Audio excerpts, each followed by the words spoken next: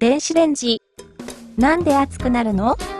お弁当も、味噌汁も、電子レンジに入れると熱くなるのは、なぜ？電子レンジって、実は、水の分子を揺らすことで、温めてるんです。マイクロ波っていう電波が、水の分子に当たると、分子が震え出すんです。その振動が熱となり、食べ物が内側から温まる仕組みなのです。だから、スプーンなど金属を入れると危険なんですよ。ありがとうございました。